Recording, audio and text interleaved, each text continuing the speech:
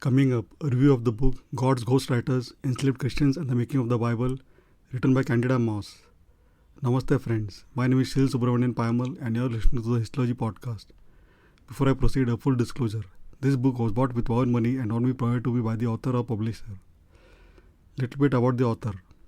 Candida Moss is the Edward Cadbury Professor of Theology at the University of Birmingham, UK, and a research associate at the University for the Study of the Ancient World at New York University. Moss graduated from the University of Oxford, received her advanced degrees from Yale University, and was on the faculty of the University of Notre Dame prior to becoming a chaired professor at the University of Birmingham. She is the award-winning author or co-author of 7 previous books. She lives in New York. Let me read a brief description of the book. The untold story of how enslaved people created, gave meaning to, and spread the message of the New Testament, shaping the very foundations of Christianity in ways both subtle and profound. For the past 2000 years, Christian tradition has credited the authorship of the New Testament to a select group of men: Matthew, Mark, Luke, John, and Paul. But hidden behind these named and sainted individuals are a huge number of unnamed, enslaved co-authors and collaborators. Their influence on the spread of Christianity, the development of foundational Christian concepts, and the making of the Bible was enormous. Yet their role has been almost entirely overlooked until now. Filled with profound revelations for reading and understanding the texts themselves, God's Ghostwriters is a groundbreaking and rigorously researched book about how enslaved people shaped the Bible and with it, all of Christianity. It's also an intimate portrait of lives not often considered by history and a reckoning with the motives and methods of the early Christians as they spread their message across the known world. Some of the things I found interesting in this wonderful book. First, the author has dedicated an entire chapter for the story of Jesus, titled Rereading the Story of Jesus, which is bound to raise quite a few eyebrows.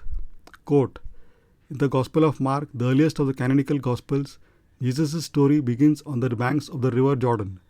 There he appears amid the mass of disillusioned young men who were looking to John the Baptizer for direction and purpose. At this juncture, before descending into the water for baptism, his only identity was that of acolyte. He is otherwise marginal and, in ancient terms, almost nameless. Unquote. Second, in the same chapter that is mentioned above, the author talks about how Jesus met his end on the cross. As familiar as crucifixion might seem, the horror of it is lost on modern readers. Crucifixion was engineered to create maximum amount of pain and suffering as a spectacle for others to watch. Among humans, for the Romans sometimes crucified dogs, scourging and crucifixion, the tortures endured by Jesus were reserved for enslaved people as well as traitors who, through their actions, had fortified the rights of a freeborn person. Unquote. Third, in the introduction section of the book, Miss Moss has mentioned the following in the last paragraph. Quote, it is not just enslaved work that made the Bible possible. It is enslaved personhood that gave it meaning and brought it to life. Those stories were shared by Jesus' followers in marketplaces, dining rooms, crossroads, and porticos. It was the writing of letters and gospels that allowed the Jesus story to move and grow. At every step in this process, from the inscriptions of the text to their movement to other parts of the Mediterranean and beyond, to their copying and their performance and interpretation in Christian gatherings, enslaved people were present, playing a variety of essential roles in the rise of Christianity. In so doing, they have shaped the world we occupy today. It is time that they move from the margins of the page to its center. Unquote. Overall, God's Ghostwriters is a significant contribution to the fields of biblical studies and history. It challenges us to rethink the origins of a sacred text and the voices that have shaped them. Moss's work is an invitation to engage with the Bible in a more nuanced and inclusive way, recognizing the profound impact of those who have historically been sidelined in the story of Christianity. This book is a must-read for anyone interested in the intersections of the faith, history, and social justice. I give this book 4.5 out of 5.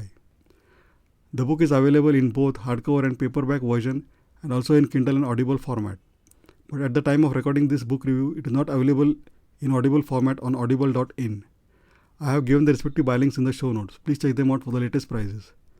Last but not the least, thank you for spending a valuable time listening to this book review. Really grateful. Please don't forget to subscribe to the Histology podcast on your favorite podcasting app and also feel free to leave a review. Also, please check histology.com for all previous episodes. Thanks and looking forward to hearing from you. Take care and bye.